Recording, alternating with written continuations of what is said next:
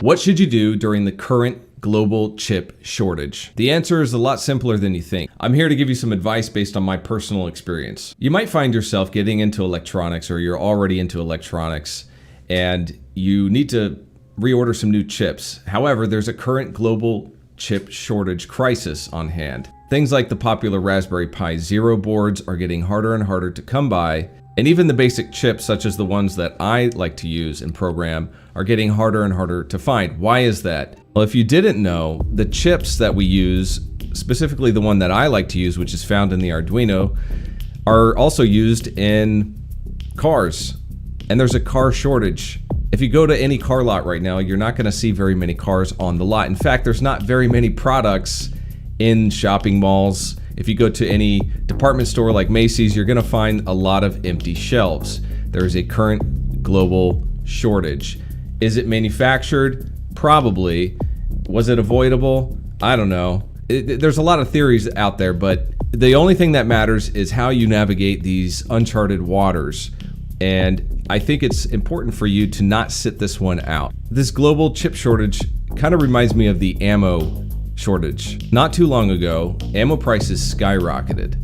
They went 2 to 3 times as much as what they used to go for. Even now, it's hard to find certain calibers of ammo. Without going into the different theories that exist on why there was a shortage, because we can't control those factors, it's easier to go into what you can do to navigate through that shortage. So an article that got my attention is this one that comes out of Consumer Reports. It's titled, "Global Chip Shortage Makes It Tough to Buy Certain Cars." So they're saying that the chip shortage could stretch into 2023. A lot of these chips that are on these boards are used in these cars, and these cars are not hitting the lots. They're not being able to make these cars because they don't have these chips. So there's a lot of people asking for these chips, and the supply has been slowed down due to the current situation, and China is chomping at the bit trying to take over Taiwan, which is a major chip and semiconductor manufacturer. Taiwan pumps out some really high quality stuff. My video card was made in Taiwan, and these chips, the microchip Atmega 328P chips that I use, are also made in Taiwan. Although recently I see that they have shifted to manufacturing them in Thailand. So what should you do? Let's take a look at what Consumer Reports says. I'm not a person that goes in and just believes what an article tells me, but I saw this article and I do agree that this is the way to go about it. So this article by Benjamin Preston from Consumer Reports, it goes over the current market for cars due to the shortage. It says, an ever tighter supply of new cars means consumers can expect not to find deals, or even cars in some cases. There is very little on dealer lots to actually sell, says Sam Abwelsamid, an analyst at Guidehouse Insights, which tracks the automotive industry. If you anticipate needing a new car in the next 6 months, it's probably best not to wait. Go ahead and place a factory order now, close quote. And that's the advice that I have for you. I myself have ordered a bunch of chips. I've ordered about 28 chips. They're on back order. And I noticed that the date was set for a year to ship out a year later. However, I have just placed the order and the ship date is now July. So I'm hoping that more people cancel their back orders and I get bumped up in the list. And that's what I would recommend to you, is just to get on a list first. Just place an order first. Don't worry about when it's going to come. Just place the order now. And I mean, the shortage might not last as long as they're predicting. It might end a lot sooner than that, and you can get the chips maybe, you know, if you place the order now, maybe you'll get them by the winter or early spring. Who knows? You could save a lot of headache by having the order placed now instead of having to worry for another year or 2 years. Oh, should I have placed that order or not? Just go ahead and place it. These things are not that expensive. Following that advice, he says your car may arrive just in time. Quote, odds are there won't be much to choose from otherwise, close quote. Patrick Gelsinger, the CEO of Intel, also said, quote, it will take another 1 to 2 years before the industry can catch up with the demand, close quote. And here's the main takeaway from the article that I want you to keep in mind.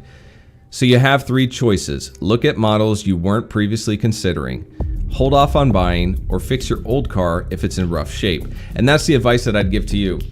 I would buy, and reuse. So if you have chips that are lying around and they're not soldered to anything, try to reuse those chips. You can use those for several different projects. If you have like an Arduino board, or you have a Raspberry Pi or a Pico or anything like that, or any of these small little chips, just try to reuse them. You don't have to solder them in.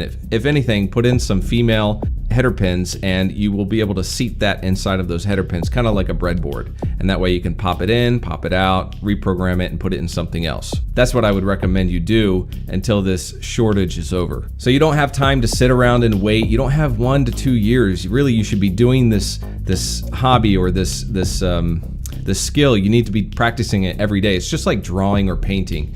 It's a skill that is acquired over a long period of time by repetition. You have to just get in and make a bunch of mistakes, and then you'll come out of it more knowledgeable than you started with. And it's as simple as that. So if you're just sitting around on your hands waiting for the shortage to be over, you're going to be empty-handed for the foreseeable future, and you're going to miss out on all that time you could have spent learning. If you completely run out of chips and stuff to do, if parts or anything like that, you also have other devices that you can learn to program. You have a computer.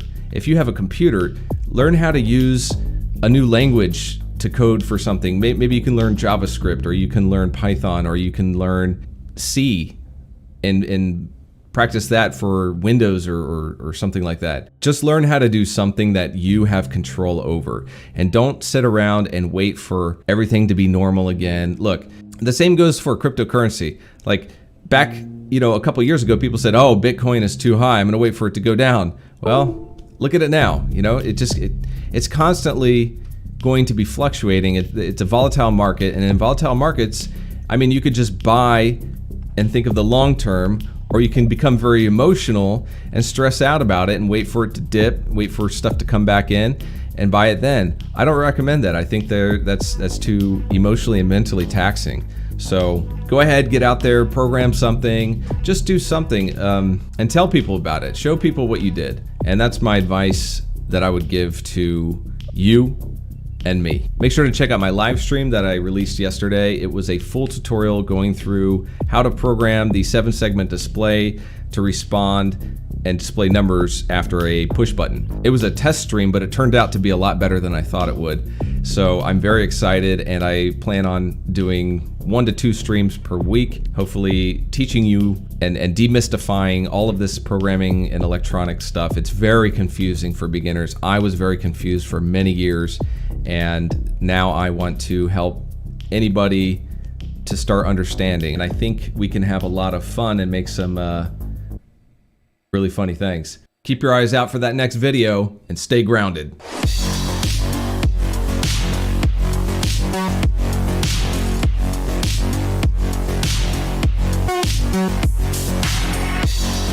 Next time, bring me a snack.